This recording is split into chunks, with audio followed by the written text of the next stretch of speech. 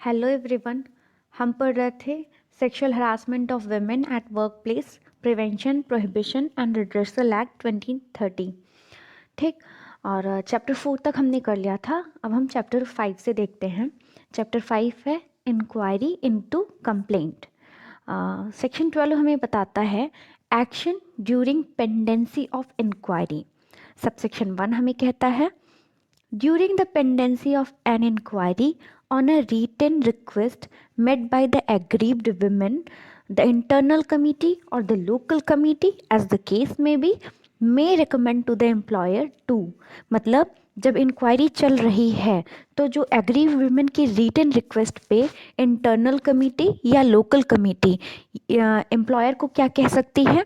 A. To transfer the aggrieved women or the respondent to any other workplace। मतलब कि जो work place है जहाँ पे एग्रीव वुमेन और रिस्पोंडेंट साथ साथ काम कर रहे हैं तो उनमें से या तो एग्रीव्ड वुमेन को या तो रिस्पोंडेंट को किसी और वर्क प्लेस पे ट्रांसफ़र करने के लिए। मतलब ऐसी कोई कंपनी है जिसके कई सारे ब्रांचेस हैं तो किसी दूसरी ब्रांच में या किसी दूसरे वर्क प्लेस पे ट्रांसफ़र करने के लिए रिकमेंड कर सकती है, मतलब कह सकती है इंटरनल कमिटी या लोकल कमिटी। ठीक। बी हमें बताता है grant leave to the aggrieve women up to the period of 3 months. मतलब एग्रीव्ड वुमेन को 3 महीने की छुट्टी देने के लिए कह सकती है। सी है grant such other relief to the aggrieve women as may be prescribe. और कोई भी रिलीफ जो कि उसे ठीक लगे वो एग्रीव वुमेन को देने के लिए कह सकती है। ठीक है। अब हम आते हैं सबसेक्शन 2 पे। सबसेक्शन 2 बताता है the leave granted to the aggrieve women under this section shall be in addition to the leave she would be otherwise entitled. मतलब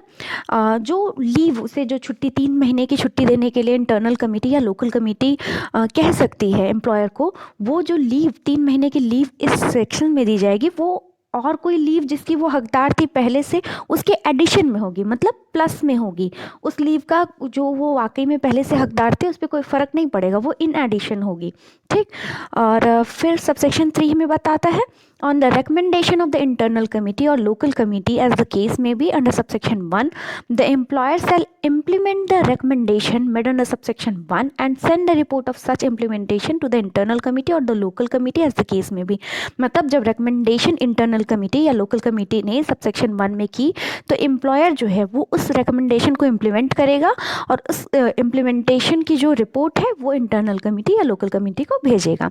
तो इस तरीके से सेक्शन 12 हमने देखा कि पेंडेंसी ऑफ इंक्वायरी के दौरान क्या क्या एक्शन लिए जा सकते हैं। उसमें ये था कि internal committee, local committee employer को कह सकती है कि एग्रीव वुमेन या रेस्पोंडेंट को आप ट्रांसफ़र कर दीजिए किसी और वर्क प्लेस पे, या फिर एग्रीव वुमेन को 3 महीने की छुट्टी दे सकती है या फिर कोई और रिलीफ वो एम्प्लॉयर को कहेगी और एम्प्लॉयर जो है कि उस पर उसको इम्प्लीमेंट करेगा और इम्प्लीमेंटेशन रिपोर्ट जो है वो कमिटी को भेजेगा। सेक्शन 12 यही बात करता है। अब हम आते हैं सेक्शन 13 पे जो कि बताता है इंक्वायरी रिपोर्ट। ठीक। सबसेक्शन 1 कहता है on the completion of an inquiry under this act the internal committee और the local committee as the case may be shall provide a report of its finding to the employer or as the case may be to the district officer within a period of 10 days from the date of completion of the inquiry and such report be made available to the concerned parties। मतलब क्या है कि जब inquiry हुई तो inquiry जब complete हो जाती है तो इंटरनल कमिटी या लोकल कमिटी जो भी है वो क्या करेगी, इसकी फाइंडिंग की जो रिपोर्ट, मतलब उसमें क्या क्या फाइंडिंग हुई उस इंक्वायरी के दौरान क्या करेगी, किसको भेजेगी। अगर इंटरनल कमिटी है तो वो एम्प्लॉयर को भेजेगी क्योंकि वो जो इंटरनल कमिटी है वो कहाँ कौन फॉर्म करता है, एम्प्लॉयर फॉर्म करता है। और जो लोकल कमिटी है वो कौन फॉर्म करता है, वो फॉर्म करता है डिस्ट्रिक्ट ऑफिसर। तो इंटरनल कमिटी एम्प्लॉयर को फाइंडिंग्स की रिपोर्ट भेजेगी और जो लोकल कमिटी है वो डिस्ट्रिक्ट ऑफिसर को भेजेगी। कितने दिनों के अंदर, जब इंक्वायरी कंप्लीट होती है उसके 10 दिन के अंदर। ठीक है। और ये जो फाइंडिंग की रिपोर्ट है ये पार्टीज़ को भी अवेलेबल करवाई जाएंगी, मतलब जो भी एग्रीव वुमेन रिस्पोंडेंट है उनको भी दी जाएगी। ठीक। इंक्वायरी रिपोर्ट की बात कर ली हमने, मतलब इंक्वायरी के बाद जो फाइंडिंग रिपोर्ट आती है वो कैसे किसको भेजी जाएगी इसकी बात की। सबसेक्शन 2 है वेयर द इंटरनल कमिटी और the local committee as the case may be arrived at the conclusion that the allegation against the respondent has not be proved it shall recommend to the employer and the district officer that no action is required to be taken in the matter. मतलब जब internal committee और local committee inquiry के बाद ये पाती हैं कि कोई भी मामला नहीं बनता रेस्पोंडेंट के खिलाफ तो वो क्या करेंगी, एम्प्लॉयर को या डिस्ट्रिक्ट ऑफिसर को कहेंगी कि कोई भी एक्शन न लिया जाए रेस्पोंडेंट के खिलाफ। ठीक। और सबसेक्शन 3 हमें बताता है वेयर द इंटरनल कमिटी और the local committee as the case में भी arrive at the conclusion that the allegation against the respondent has been proved. जब इंटरनल कमिटी या लोकल कमिटी इस कंक्लूजन पे आते हैं, इस निष्कर्ष पे पहुंचती हैं कि जो रिस्पोंडेंट के अगेंस्ट जो एलिगेशन लगाए गए थे वो प्रूव होते हैं, वो सिद्ध होते हैं, तो क्या होगा, it shall recommend to the employer और the district officer as the case में भी। तो ये एम्प्लॉयर को या डिस्ट्रिक्ट ऑफिसर को क्या रिकमेंड करेंगे, उनकी रिकमेंडेशन क्या होगी इन द केस ऑफ कि प्रूफ हो जाता है उनका ऑफेंस एलिगेशन। तो सबसेक्शन क्लॉज 1 हमें बताता है to take action for sexual harassment as a misconduct in accordance with the provision of the service rule applicable to the respondent or where no such service rules have been made in such manner as may be prescribed। मतलब ये जो sexual harassment का conduct जो कि respondent ने किया है, जो कि प्रूफ हो रहा है, तो उसको एज अ मिसकंडक्ट ट्रीट किया जाए, मिसकंडक्ट समझा जाए, और जो सर्विस रूल्स एप्लीकेबल हैं, जैसे हर डिपार्टमेंट में, हर सेक्टर में जो है कि एक सर्विस रूल होता है, उसके हिसाब से उस मतलब मैंने पहले भी बताया था कि उसके हिसाब से अगर वो जो एम्प्लॉय वहाँ पे वर्क कर रहे हैं अगर वो कन्विक्ट होते हैं तो उनको मिसकंडक्ट का होता है कि अगर इनके खिलाफ कोई मिसकंडक्ट इन्होंने किया तो इनको ये पनिशमेंट हो सकती है। उनके सर्विस रूल में हर चीज़ प्रोवाइड होती है कि मिसकंडक्ट के केस में ये पनिशमेंट होगी या फिर जो भी। तो अगर सेक्शुअल हरासमेंट जो है कि वो कर रहा है तो उसको रिकमेंड करेगी इंटरनल या लोकल कमिटी कि आप इसे एज अ मिसकंडक्ट आप लीजिए, और जो सर्विस रूल इनका है उसके हिसाब से जो मिसकंडक्ट की पनिशमेंट है या फिर जो भी प्रोसीजर है आप उसके हिसाब से इनके खिलाफ एक्शन लीजिए। अगर नहीं कोई सर्विस रूल एप्लीकेबल है तो ऐसे भी मैनर में जैसे कि वो प्रेस्क्राइब करे, मतलब जो जैसे कि इंटरनल या लोकल कमिटी बताए। ठीक है। सब क्लॉज 2 कहता है to deduct notwithstanding anything in the service rule applicable to the respondent from the salary or wages of the respondent such sum as it may consider appropriate to be paid to the aggrieved women or to her legal heirs as it may determine in accordance with the provision of section 15। मतलब क्या है कि इससे फ़र्क नहीं पड़ता कि उनके सर्विस रूल में क्या रिस्पोंडेंट के सर्विस रूल में क्या है, जो है कि क्या करेगी कमेटी, कहेगी कि आप डिडक्ट कर लीजिए, माइनस कर लीजिए। क्या माइनस कर लीजिए, सैलरी या जो उसकी सैलरी है या वेज जो भी वो पा रहा है रिस्पोंडेंट का, उसमें से ऐसा सम आप इतना मनी या इतना अमाउंट आप डिडक्ट कर लीजिए जो कि एग्री विमेन को दिया जाए या फिर उसके लीगल एयर्स को, जो कि सेक्शन 15 में ये डिटरमाइन करें। कमेटी सेक्शन 15 में जो सम डिटरमाइन करेगी वो कमेटी कहेगी कि आप इतना सम उसकी जो रिमनरेशन है रिस्पोंडेंट की उसमें से आप माइनस करके एग्री विमेन या उसके लीगल एयर्स को दे दीजिए। और इससे फ़र्क नहीं पड़ता कि उसके सर्विस रूल में ये नहीं लिखा हुआ था, मतलब सर्विस रूल में ये चीज़ नहीं लिखी हुई थी, पर ये एक्ट कहता है कि आप उसके रिमनरेशन में से आप काट के पैसा एग्री विमेन को देंगे। ठीक। Provided that in case the employer is unable to make such deduction from the salary of the respondent due to his being absent from duty or cessation of employment, it may direct to the respondent to pay such sum to the aggrieved women। अगर employer ये जो सम deduct करने की बात की गई है अगर ये नहीं कर पा रहा है क्योंकि वो जो एम्प्लॉय था वो एब्सेंट है ड्यूटी से या फिर अब उसने काम करना ही छोड़ दिया है, सपोज करिए कि आफ्टर कन्वेक्शन या फिर जब भी ये ऑर्डर पास हुआ उसके पहले से वो एब्सेंट, बहुत दिनों से एब्सेंट है, उसे सैलरी नहीं मिल रही है या फिर सैलरी तो मिलेगी लेकिन अगर एब्सेंट है उस कंडीशन में या फिर एम्प्लॉयमेंट उसका ख़त्म हो जाता है तो उसको सैलरी का हकदार तो वो है नहीं, तो एम्प्लॉयर जो है कि नहीं डिडक्ट कर पा रहा है तो वो कमिटी ऑर्डर करेगी कि पर्सनली उस रिस्पोंडेंट को कहेगी कि आप इतना पैसा आप एग्री वुमेन को पे करिए। ठीक। प्रोवाइडेड फर्दर दैट बताता है in case the respondent fails to pay the sum referred to in clause 2, the internal committee or as the case may be the local committee may forward the order for recovery of the sum as an arrears of land revenue to the concerned district officer। अगर ये जो मतलब ये जो सम था, ये जो deduct करना था और उसे भेजना था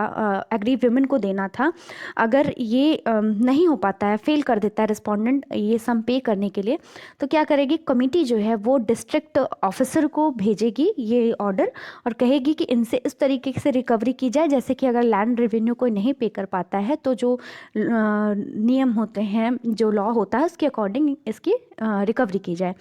मतलब रिस्पोंडेंट फेल हो जा रहा है, वो पैसा नहीं दे पा रहा है एग्री विमेन को, तो कमेटी उस ऑर्डर को डिस्ट्रिक्ट ऑफिसर को भेज देगी और कहेगी कि जैसे लैंड रेवेन्यू का एरियर जो भी बाकी रहता है लैंड रेवेन्यू जैसे वसूल किया जाता है वैसे वसूल किया जाए। सबसेक्शन 4 बताता है द एम्प्लॉयर और the district officer shall act upon the recommendation with in 60 days of its receipt by him. मतलब जो एम्प्लॉयर या डिस्ट्रिक्ट ऑफिसर है, ये जो ऑर्डर है इसको रिसिप्ट करने के 60 दिन के भीतर इसकी पूरी कार्रवाई करेगा। ठीक, तो इस तरीके से इंक्वायरी रिपोर्ट हमने देखे सेक्शन 13 में। अब हम आते हैं सेक्शन 14 में, पनिशमेंट फॉर फॉल्स और malicious complaint and false evidence. ठीक, सबसेक्शन 1 हमें बताता है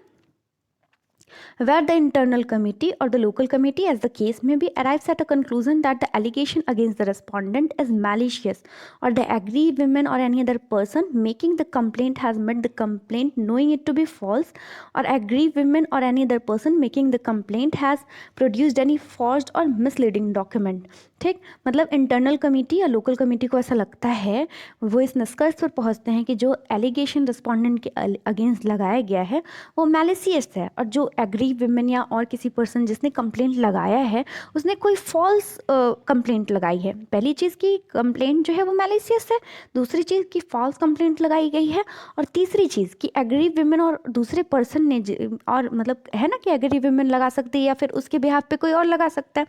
तो इसलिए बार बार यूज़ किया गया एग्रीव विमेन और any other person making the complaint. मतलब एग्रीव विमेन या और कोई पर्सन जो कि कंप्लेंट लगा रहा है उसने कोई फॉर्ज्ड या मिसलीडिंग डॉक्यूमेंट दिया है। मतलब पहली चीज़ कंप्लेंट ही मैलिशियस है, मतलब कंप्लेंट जो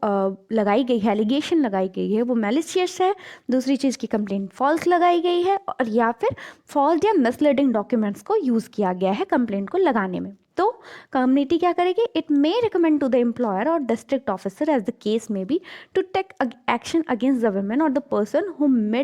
who has met the complaint under subsection 1 or subsection 2 of section 9 as the case may be in accordance with the provision of the service rule applicable to her or him, or where no such service rule applicable in such manner as may be prescribed।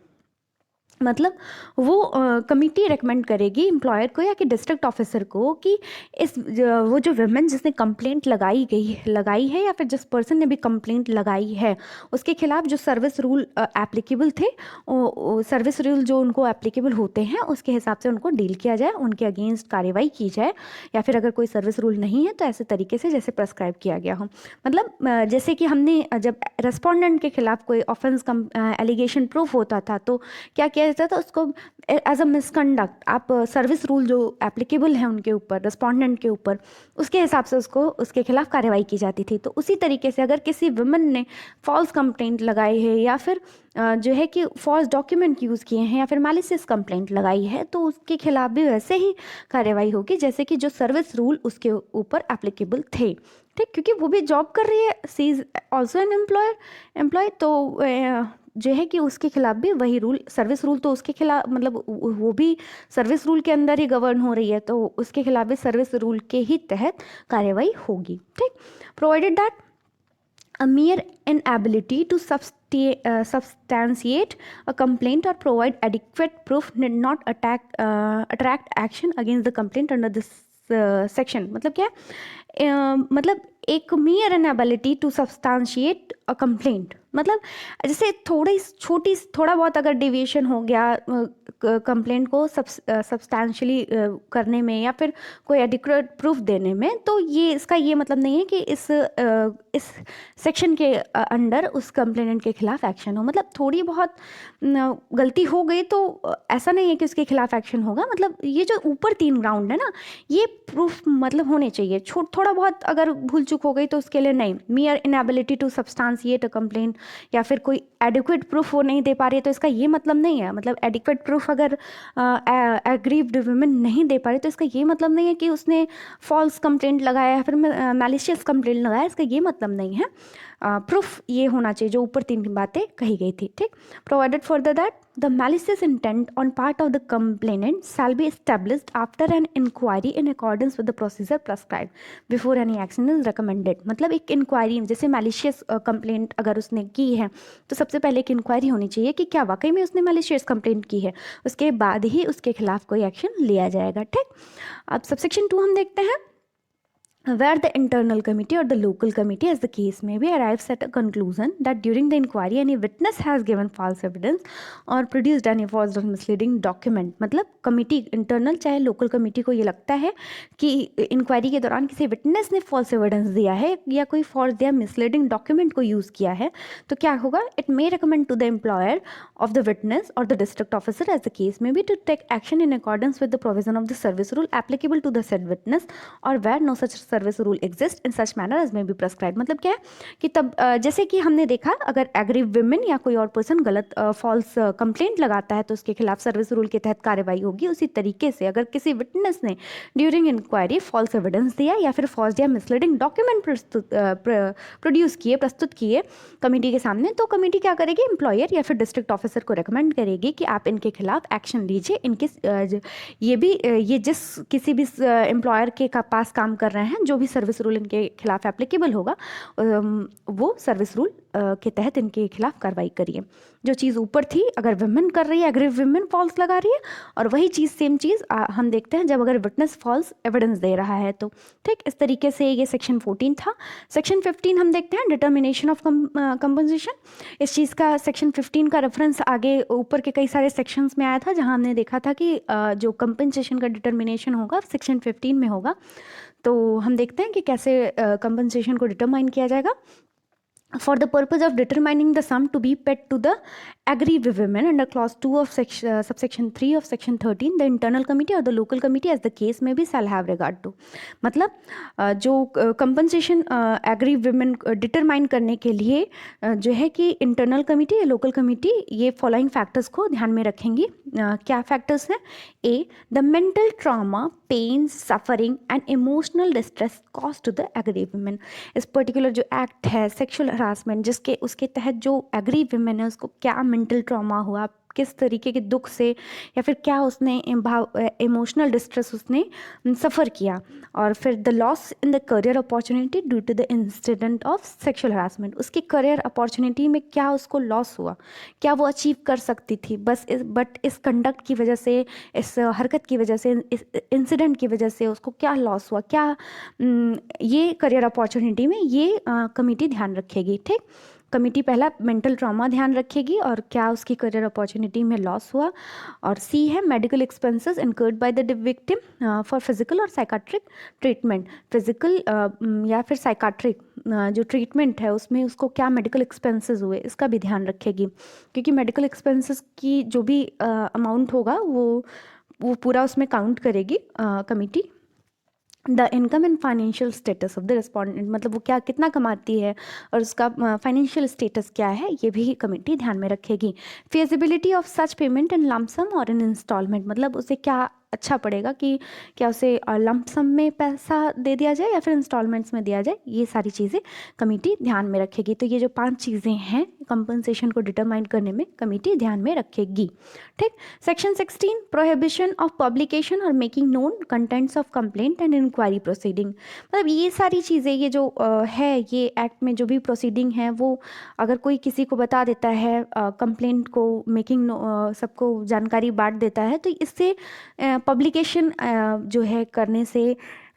ऐसे बदनामी होती है हर जगह लोगों की। अगर ये publication होता है, लोग तरह तरह की बातें बनाते हैं, तो इसको पब्लिकेशन को प्रोहिबिट करने के लिए सेक्शन डिज़ाइन किया गया है। तो सेक्शन 16 हमें बताता है,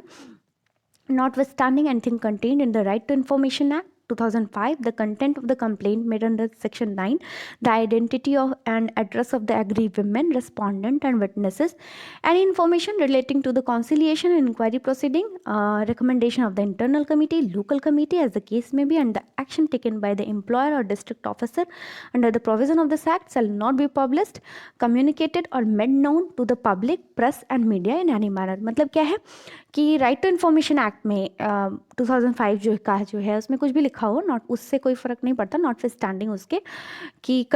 जो कंप्लेंट मेड किया गया है, जो आइडेंटिटी पहचान और जो पता एड्रेस है एग्रीव विमेन का या रिस्पोंडेंट का, या फिर जो विटनेसेस हैं, या फिर जो कॉन्सिलिएशन या इंक्वायरी प्रोसीडिंग है, और इंटरनल कमिटी या लोकल कमिटी ने जो रिकमेंडेशन दिया है एम्प्लॉयर को या डिस्ट्रिक्ट ऑफिसर को, ये सब और जो भी एक्शन लिया गया है ये सारी चीज़ें, और मतलब अगर पब्लिश कम्युनिकेट या मिड नोन किया जा रहा है, मतलब पब्लिश किया जा रहा है या फिर किसी को बताया जा रहा है, या पब्लिक प्रेस और मीडिया को मतलब किसी भी तरीके से उसका सर्कुलेट किया जा रहा है, बात को फैला देना चारों तरफ में, पब्लिक प्रेस या मीडिया के तहत के द्वारा बहुत आसान है बात को फैलाना। तो अगर आप बात को फैला रहे हैं, प्रोवाइडेड दैट, तो क्या है, provided that information may be disseminated regarding the justice secured to any victim of sexual harassment under the act without disclosing the name, address, identity or any other particular calculated to lead the identification of the aggrieved women and witnesses। ठीक, तो ऊपर हमने देखा था कि ये जो चीज़ें हैं कि सर्कुलेट नहीं करना है, सेल नॉट बी पब्लिश्ड, मतलब सब ये जो भी अभी हमने देखा कि कंप्लेंट क्या हुआ है, आइडेंटिटी क्या है एग्रीव वुमेन का और रिस्पोंडेंट का, या फिर कॉन्सिलिएशन, ये सब बातें किसी को सर्कुलेट नहीं करनी है, पब्लिश नहीं करनी है, कम्युनिकेट नहीं करनी है किसी से, क्योंकि सबकी एक प्राइवेसी होती है, एक प्राइवेसी को मेंटेन करना है। लेकिन प्रोवाइडेड दैट हमने पढ़ा, प्रोवाइडेड दैट कहता है कि अगर जस्टिस की रिक्वायरमेंट है, कि जस्टिस के लिए ये ज़रूरी है कि नाम जो है कि वो डिस्क्लोज़ किया जाए, एड्रेस आइडेंटिटी डिस्क्लोज़ किया जाए, तो ये किया जा सकता है। मतलब प्रोवाइडेड दैट हमें ये कहता है कि जो इस एक्ट के तहत जो विक्टिम है सेक्सुअल हरासमेंट की, उनको जो जस्टिस सिक्योर्ड हुआ है, मतलब जो भी उन्हें लोकल कमेटी या इंटरनल कमेटी के तहत जो भी उनको जस्टिस मिला है, उसको आप डिसेमिनेट कर सकते हैं, उसकी जानकारी आप लोगों तक बांट सकते हैं, लेकिन इस तरीके से बांटेंगे कि उस जो पर्टिकुलर वुमन है उसकी आइडेंटिटी डिस्क्लोज ना हो। आप जस्टिस मिला है, अच्छी बात है, तो उस जस्टिस को जो जस्टिस सिक्योर्ड हुआ है उसको आप बता सकते हैं, लेकिन ऐसे तरीके से आप बताएंगे कि एग्रीड वुमेन की आइडेंटिटी ना डिस्क्लोज हो। तो पर्टिकुलरली ये सेक्शन जो था वो प्राइवेसी को मेंटेन करने के लिए है, और तो इस तरीके से ये सेक्शन था कि जो इंफॉर्मेशन है वो पब्लिश नहीं की जाएंगी, और जो जस्टिस सिक्योर प्रोवाइडेड दैट ने हमें बताया कि जो जस्टिस सिक्योर्ड है सेक्सुअल हरासमेंट के विक्टिम्स को, वो तो बताया जाएगा, लेकिन इस तरीके से बताया जाएगा कि उस एग्रीव वुमेन की आइडेंटिटी ना डिस्क्लोज हो। ठीक, सेक्शन 17 हम देखते हैं, पेनाल्टी फॉर पब्लिकेशन और making known contents of complaint and inquiry proceeding. मतलब where any person interested with the duty to handle और deal with the complaint, inquiry और recommendation or action to be taken under the provision of this act contravenes the provision of section 16, he shall be liable for penalty in accordance with the provision of the service rule applicable to the said person, or where no such service rule exists in such manner as may be prescribed। मतलब कि जिसने section 16 में हमने देखा कि section 16 prohibit करता है कि कोई भी इंफॉर्मेशन नहीं डिसेमिनेट की जाएगी, पब्लिश नहीं की जाएगी, और सेक्शन 17 हमें बताता है कि अगर कोई भी ऐसा व्यक्ति अगर वो ऐसा करता हुआ पाया जाता है तो उसे उसके सर्विस रूल के तहत उसके खिलाफ कार्रवाई होगी। सेक्शन 18 हमें बताता है, any person aggrieved from the recommendation made under subsection 2 of section 13 or class 1, 2 of subsection 3 of section 13 or subsection 1 of section 2 of section 14 or section 17 or non-implementation of such recommendation may refer the appeal to the court or tribunal in accordance with the provision of the service rule applicable to the said person, or where no such service rule exists, then without prejudice to the provision contained in either law for the time being in force, the person aggrieved may prefer an appeal in such manner as may be prescribed. The appeal under subsection 1 shall be preferred within a period of 90 days of the recommendation। मतलब कि जो कोई भी person aggrieved है उस recommendation के को उस रिकमेंडेशन के जो सबसेक्शन 2 ऑफ सेक्शन 13 में की गई है, sub clause 1, 2 of subsection 3 of section 13 में की गई है, और सब क्लॉज सबसेक्शन 1 और सबसेक्शन 2 ऑफ सेक्शन 14 और 17 में की गई है, या फिर इस रिकमेंडेशन के का एग्रीव्ड है या फिर इस रिकमेंडेशन के नॉन इम्प्लीमेंटेशन का एग्रीव्ड है, तो वो क्या करेगा, वो अपील करेगा उस कोर्ट या ट्रिब्यूनल में। जैसे कि उस व्यक्ति को जो सर्विस रूल एप्लीकेबल्स थे उसमें बताया गया था कि अगर ये होता है तो मतलब इस ट्रिब्यूनल के यहाँ पे अपील होगी, तो उस सर्विस रूल के अकॉर्डिंग जो भी जहाँ भी अपील प्रेफर की जाती होगी वहाँ पे वो अपील करेगा। ठीक, और अगर कोई ऐसा सर्विस रूल नहीं है तो ऐसे मैनर में जैसा कि प्रेस्क्राइब किया गया हो। ठीक, और अपील जो है वो 90 दिन के भीतर की जाएगी। ठीक, तो इस तरीके से चैप्टर 5 कंप्लीट हुआ। चैप्टर 6 अब हम अगले लेक्चर में देखेंगे। Thank you so much.